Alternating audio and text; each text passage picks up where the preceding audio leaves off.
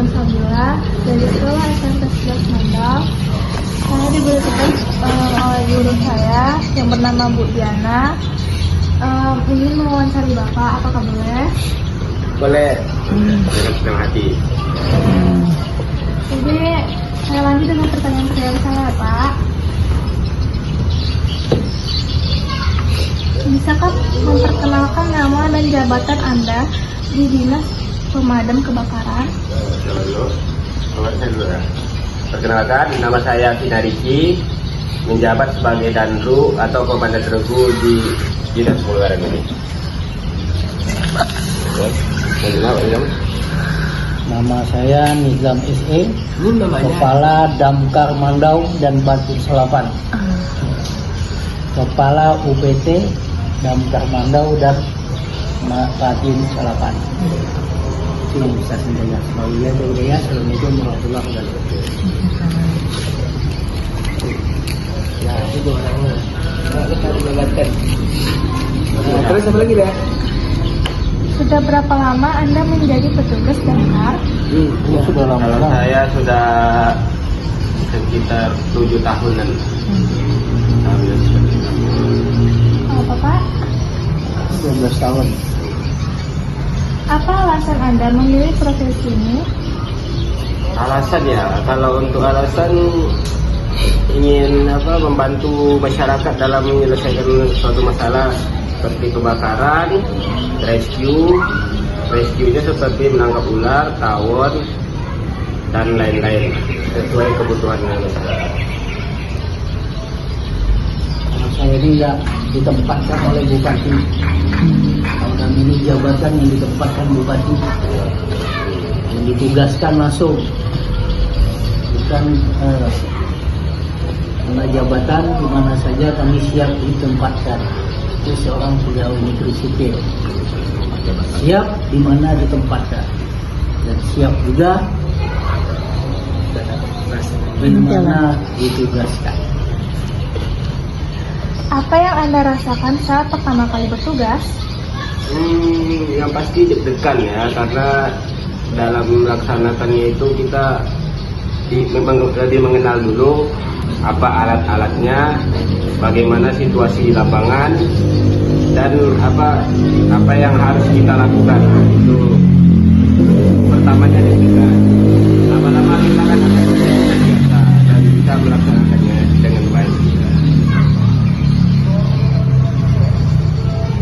Nah, kalau saya dengan profesi sebagai pemegang jabatan, pangku jabatan, dimanapun saya bisa menunaikan apapun yang ditugaskan, walaupun risikonya itu berat. Menurut Anda, apa arti menjadi seorang petugas damkar?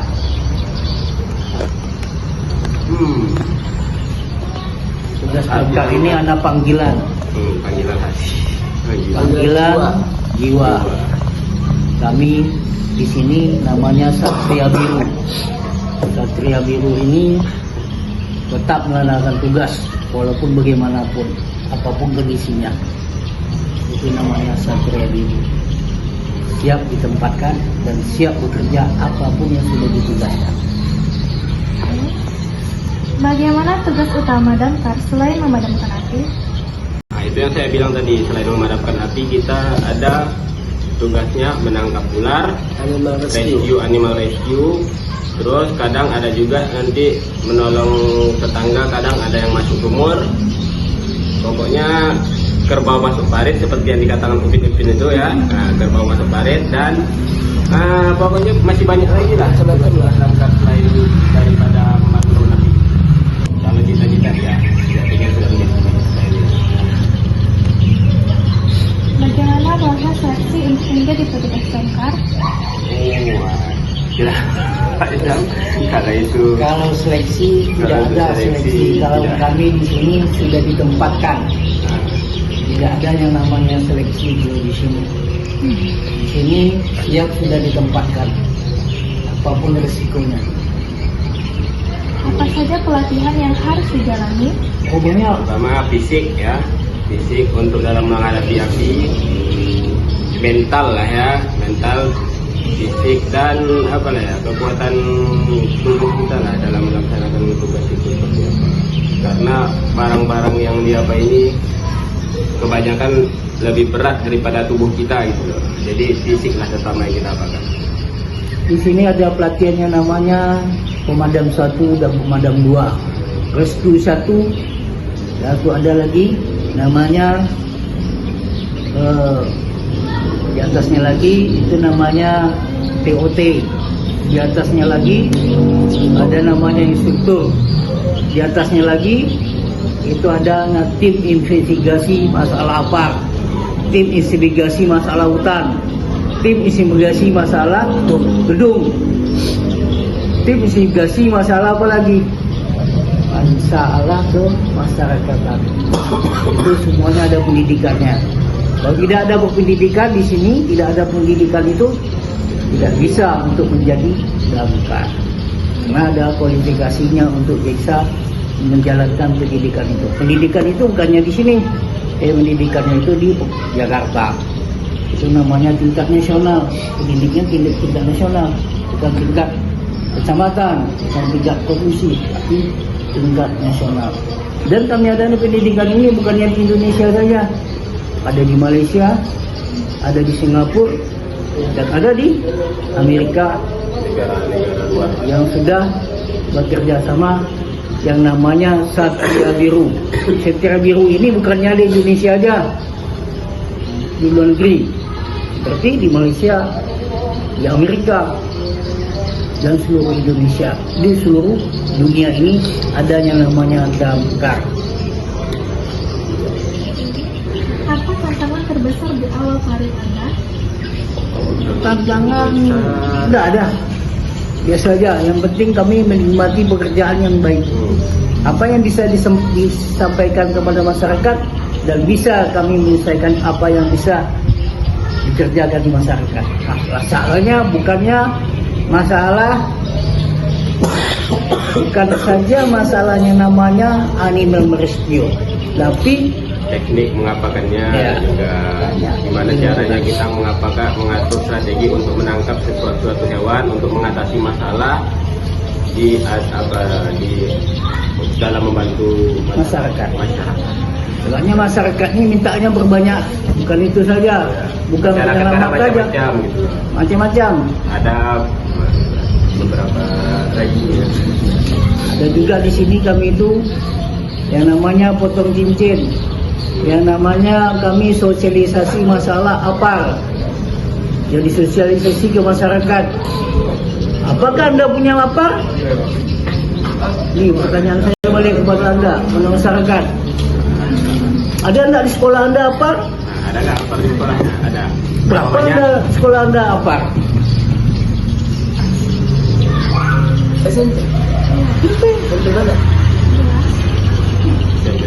Kalau tidak ada apar di sekolah Anda, Stadion. bilang ke gurunya, kami sudah datang ke damkar menanyakan masalah sekolah ini punya enggak apar. Anda sudah ditugaskan di sini untuk ke damkar, dan damkar balikkan kepada sekolah. Sekolah ada enggak punyanya apa? Kamu tahu enggak yang bentuk apar itu bagaimana? Jangan lupa tahu undang damkar nanti. Jaga sosial. Ini ada nih. Nampak kamu enggak? Tunjukkan apa yang mana yang apar tadi. Kalau pernah datang ke kantor kami, jadi harus tahu apa. Dia sosialisasi. Iya. betul. Bagus. Di damkar ini banyak alat-alat lagi. Itu namanya baju apa namanya tuh? Baju perangnya kami. Di panas. Semuanya ada di baju itu. Macam itu alat-alat baju kami. Ada lagi tengokkan Pak Pik, baju kita apa? Kawan.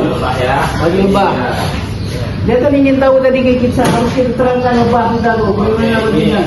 Baju untuk animal rescue. Animal rescue. Kawan lebah. Kawan lebah. Kalau untuk tongkat ularnya seperti Tengok Pak, ada. apa Pi? Dia kan dia tahu dia nak sekolah ni, jangan dia tu datang sia-sia saja. Iya, Pak. Ini namanya. Ini kamu foto ini nanti. Ini namanya Tongkat biawak. Dalam coba kita menjerat leher itu ya pakai leher. Ini untuk tongkat ular. Tongkat buaya darat. Safety. Buaya pun bisa pakai ini. Buaya darat tuh biasanya. Buaya darat. Nah, ini untuk tongkat ular. Tongkat ular kita seperti ini.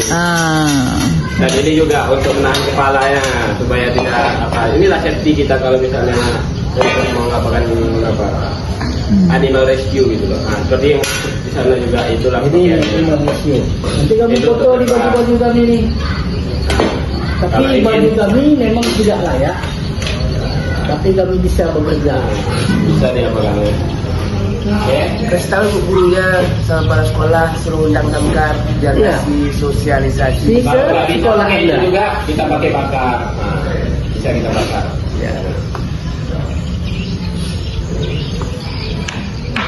Anda beruntung saat sekarang. Mengapa beruntung saya bilang? Adik berjumpa dengan pimpinannya langsung. Ya. Sudah untuk Untung saya sekarang jarang digambar.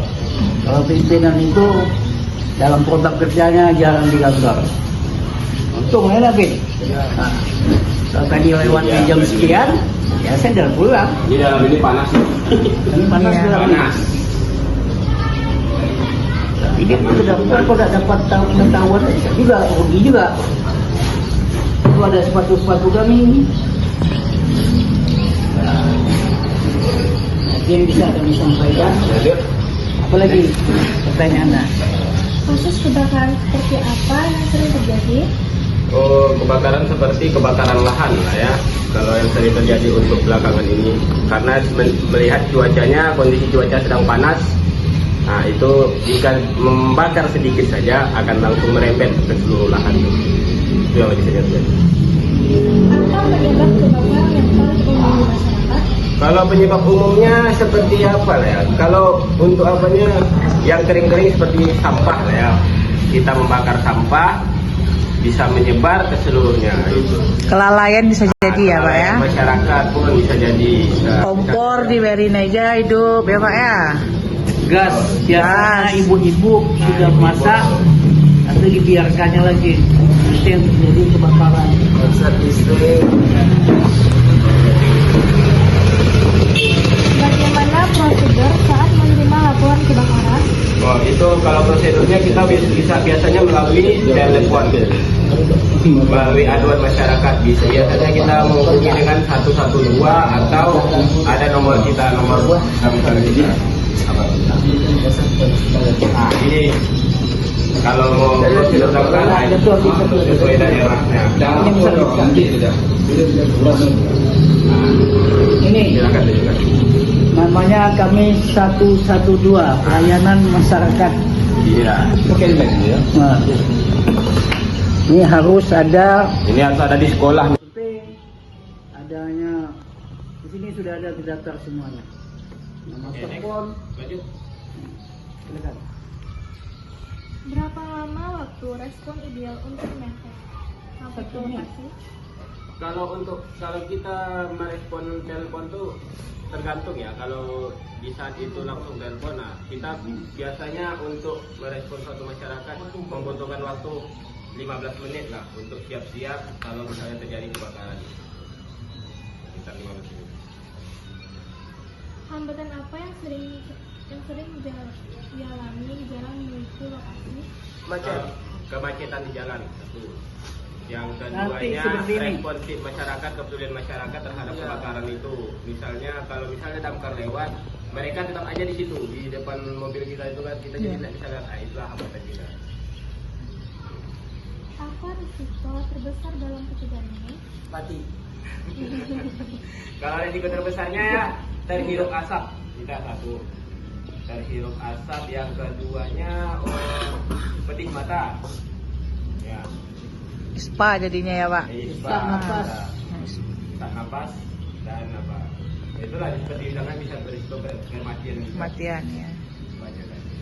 Bagaimana cara menjaga keselamatan diri saat bertugas? Kita memakai APD lah ya. APD kita kan sudah ditunjukkan tadi yang di sana ya kan. Nah, kalau misalnya kita ngapain apa untuk menanggulangi kebakaran yang pertama untuk penyelamatannya, makanya dibilang Bapak tadi kita harus mempunyai APAR. Satu APAR itu pertolongan pertama ketika sebelum kebakaran. Nah, ya. Peralatan apa saja yang wajib dibawa saat operasi? Saat operasi baju, mobil, sama alat-alat seperti selang, nozzle, dan lain-lain.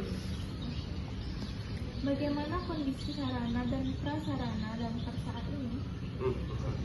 Kalau prasarana saya bilang Untuk saat ini kami dikatakan ya baiklah. Dikatakan tidak Alhamdulillah, baik, kami tidak bisa. lumayan memenuhi syarat lah, lumayan memenuhi Tidak syarat. memenuhi syarat. Apakah jumlah personal sudah mencukupi? Kalau cukup tidak Kalau akan cukup. untuk mencukupi tidak, sepertinya kita membutuhkan lagi personel lain gitu loh kan, untuk yang apanya supaya untuk memperkuat posisi kita dalam melakukan segala tindakan seperti penyelamatan dan animal rescue dan lainnya sebagainya. Bagaimana kerjasama tim saat situasi darurat? Kerjasama tim sangat baik ya, sangat responsif dan saling mendukung, saling kerja apa ya juga. Apa pengalaman paling menegangkan yang pernah dialami? Mengangkat orang mati, Ya, betul. Satu, evakuasi orang mati. Iya, yang kedua menyelamatkan yang apanya ketika di dalam api itu, itulah sesuatu yang menegangkan.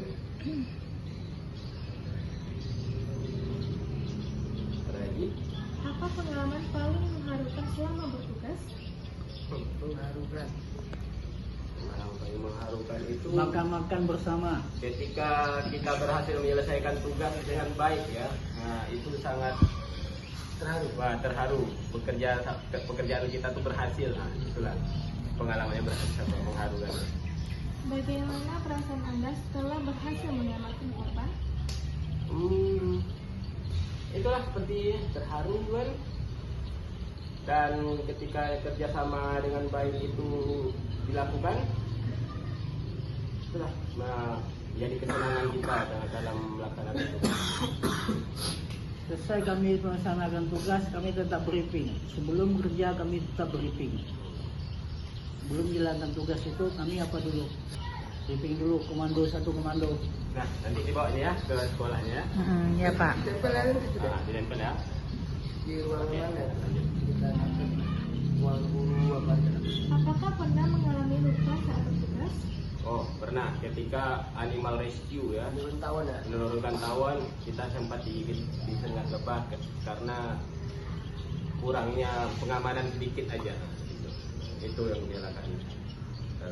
Bagaimana peran damkar dalam menyelamatkan selain kebakaran, misalnya evakuasi hewan atau banjir? Kalau untuk banjir kami tidak ikut ya. Kalau untuk banjir biasanya itu diserahkan langsung kepada BPBD pusat atau apanya. Kalau untuk apanya penanganan itu ya. Penanganan apanya kita ada kotak P3K di sebelah sana. Nah, di sebelah sana kita ada P3K. Nah, itulah pengawalan kita. Bagaimana dukungan keluarga terhadap pekerjaan strategi ini? Kalau dukungan keluarga sangat mendukung sekali karena dapat menyelamatkan masyarakat ya. Mulia. Ya, kerajaan mulia. Yang mulia. Apa upaya damkar dalam mencegah kebakaran seperti ini? Kalau upayanya sosialisasi, yang pertama sosialisasi. Seperti itulah kami sosialisasi ke TK, SSD, SMP, dan SMA, dan Kayaknya ke SMP perusahaan. orangnya yang belum undang kita Pak. Nah, mungkin ya. Iya, SMP 11 itu. Ya. TK Nanti sampai mengerti itu semuanya. sampai SMA dan Bahkan kemarin PT tuh. Bank juga mengundang kami untuk melaksanakan apa ya? Sosialisasi supaya untuk pencegahan dalam kebakaran, gimana menanggulanginya, gimana pertolongan pertamanya. Itu kami akan melakukan sosialisasi ke rumah-rumah, bisa juga tergantung undangan dari Anda semua. Seberapa penting edukasi masyarakat tentang bahaya seperti ini? Oh, sangat penting karena itu untuk mencegahnya sebelum terjadi kebakaran yang lebih besar atau resiko yang lebih besar lagi. Itu di rumah itu atau di rumah masyarakat harus ada namanya apa? Minimal yang kecil, tidak Kecil itu. ya. Ya. apa harus ada di rumah masyarakat. Kalau tidak ada di rumah masyarakat, itu yang sudah banyak terjadi kebakaran. Mengapa? Mereka tidak tahu yang namanya kebakaran awal dan dini dan bagaimana pencegahannya. Hanya dan di situ kalau ada sosialisasi ke masyarakat, masyarakat tahu ilmunya dan bisa menanggulangi pertama. Apa kesalahan masyarakat yang sering memperparah kebakaran? Kadang lupa mematikan listrik atau lupa mematikan kompor, itu bisa memperparah kebakaran.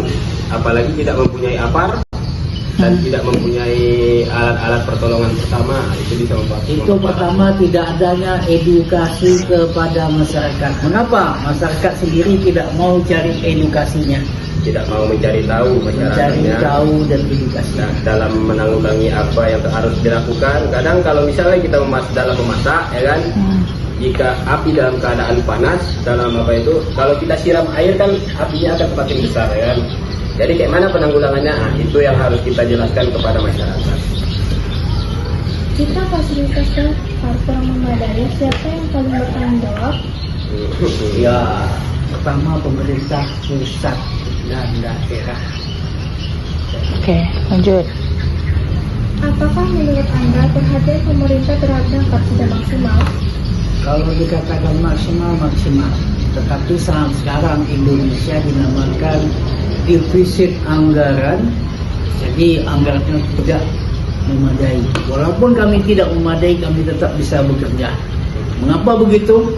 Di situ kami dinamakan namanya Satria Biru, panggilan jiwa. Apapun yang terjadi di lapangan, kami sudah tahu resikonya bagaimana. Mengapa di situ? Kami sudah ada pendidikan namanya Pemadam 1. Pemadam 1 itu sudah dibekali dari pusat. Namanya sudah ada pemberitahuan dan pembekalan kepada anggota kami. Dan tapi di sini kami melihat anggota kami yang sebagian belum ada pembekalan. Kenapa? Kita saat sekarang masih dalam defisit anggaran.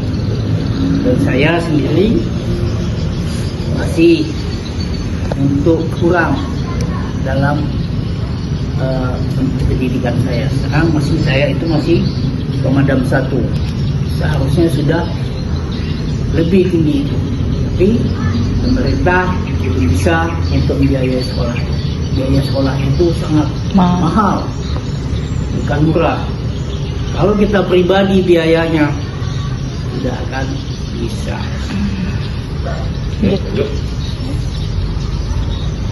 Pernahkah Anda merasa takut saat bertugas? Bagaimana mengatasinya? Kami sudah dibekali. Kalau saya takut dia ketika apa ya? Tidak ada takut. Tidak takut, kami sudah dibekali. Damkar ini sudah dibekali dengan pendidikan, dengan pengetahuan. Kalau takut, jangan di sini. Iya. Kalau takut mungkin waktu di awalnya aja ya, waktu sebelum mengenal pelatihannya bagaimana dan bagaimana cara menanggulanginya. Kami sudah dibekali. Kami sudah dibekali. Di situ kami punya sertifikat. Ini ada Pemadam 1, ini Pemadam 1. Oke, lanjut. Ada lagi yang tingginya lagi, ada lagi nih, Pemadam 2. Ada rescue-nya lagi. Lanjut. Kita harus menyelamatkan aset atau nyawa, manakah yang dipilih? Ya, Nyawa lah, aset bisa kalau dibeli. aset bisa kita beli selanjutnya. Kalau nyawa tidak Tidak akan bisa. dapat lagi. Dengan orang yang sama tidak akan dapat lagi. Akan ada. Ya. Lanjut. Menurut Anda, apakah masyarakat sudah cukup menghargai profesi damkar? Sepertinya kurang ya. Kurang ya. Kalau mereka sepertinya menganggap remeh. Kadang masyarakat itu ketika kami terlambat datang, padahal kan ketika kami terlambat datang dalam menanggulangi kebakaran, pasti masyarakat akan memaki-maki, mencemooh. Seperti itu, kebanyakan. Masyarakat hanya tahu Selesai dan beres. itu aja. Tapi resikonya kami tidak tahu dia. Mereka Resiko tahu kami di resiko jalan, kami. risiko kami memadamkan apinya. Itulah yang kurang dari masyarakat. Itu yang edukasi yang kurang Itu daripada yang harus kami, itu yang harus kami benahi lagi dari. Anda jika datang selamat dan tidak bisa menyelamatkan korban? Oh, itu pasti sedih sekali ya, karena itu kita merasa gagal ya Pak ya. Kita merasa gagal sebagai tim pemadam dan penyelamat. Apakah ada kejadian yang membuat Anda hampir menyerah? Tidak ya. Selama ini belum. Selama ini alhamdulillah tidak pernah menyerah. Ada jalannya tuh. Selalu menjalani tugas dengan baik. Bagaimana sikap Anda jika menemukan warga yang malahnya akses mobil pemadam? Nah,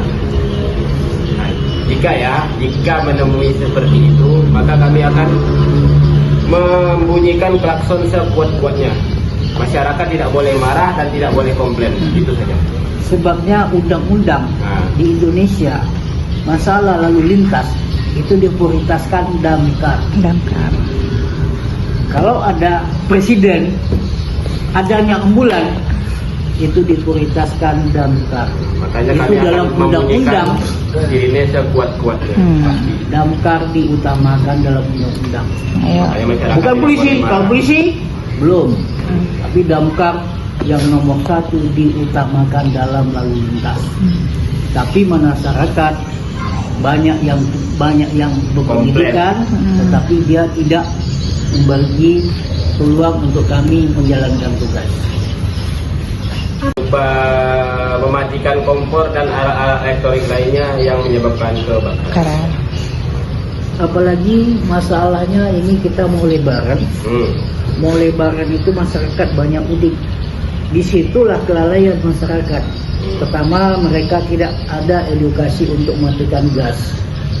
Sebelum dia pergi, dia tidak matikan gasnya dan tidak matikan listriknya. Dan ketiga, tidak memberikan kepada masyarakat tetangga untuk bagaimana kuncinya dititipkan ke tetangga ataupun dia toleransi ke tetangga kurang. Tapi kalau ada yang seperti itu, masyarakat kita akan baik-baik saja, tidak akan terjadi kebakaran. Apa harapan Anda untuk masa depan damkar di Indonesia? Harapannya agar fasilitas damkarnya diberikan yang lebih baik lagi. Gajinya dinaikkan lagi. Karena kebanyakan masyarakat sekarang ini lebih banyak minta tolongnya sama damkar ya. Dalam apapun masalahnya, bahkan sampai urusan keluarga damkar juga. Ya. Orang bercerai pun damkar Iya juga. Bu, udah ada kejadiannya tuh. Banyak. Minta apa kan? Gitu. Suaminya lari ke damkar, istrinya lari ke damkar. Itu bukan bohong. Kalau Anak sekolah ngambil lapor ke damkar. Apa lagi? Anak sekolah yang tidak bisa mengisi untuk ujian datangnya ke kantor damkar. karena permintaan masyarakat macam-macam ya kan. Kalau bisa damkar ini disejahterakan. Iya, amin. Mudah-mudahan. Ya. Lanjut. Bagaimana menjaga mental tetap kuat? Kami itu tadi terlatih semangat, bukan selamat pagi, tapi semangat pagi. Itu yang ditanamkan Kami itu yang ditanamkan. Kami nampaknya aja ngantuk-ngantuk ya, tapi semangatnya tinggi. Semangat bukan selamat pagi, tapi semangat pagi. Kalau saya sosialisasi di TK itu saya bilang kepada anak-anak tadi, semangat pagi, pagi, luar biasa. Di sekolah kan ada juga dibilang seperti itu kan, kita mengutamakan semangat pagi kita gitu ya. Yuk. Apa motivasi Anda tetap bertugas? Kalau motivasi itulah tadi, ingin menyelamatkan masyarakat, ingin membantu masyarakat dalam permasalahan-permasalahan. Yang bisa masuk akal sama kami. Yang tak masuk akal pun kami tetap bisa juga. Kalau tidak masuk akal, kadang orang masuk sumur pun kan itu orang masuk akal kan. Masuk sumur ya kan. Kadang kami juga selamatkan. Kucing masuk sumur juga pernah. Apa harapan Anda untuk masa depan bumi di masyarakat? Semoga tidak ada lagi pembabatan liar dan selalu menanam kembali pohon-pohon yang sudah ditebang. Apa kebanggaan Anda terbesar menjadi damkar? Kebanggaan saya Yang bisa menyelamatkan orang lain ya. ya ketika menyelamatkan, ketika Selesai kami ketika bekerja, selesai itulah bekerja dan kerjasama tim yang baik, itulah yang buat kami semangat.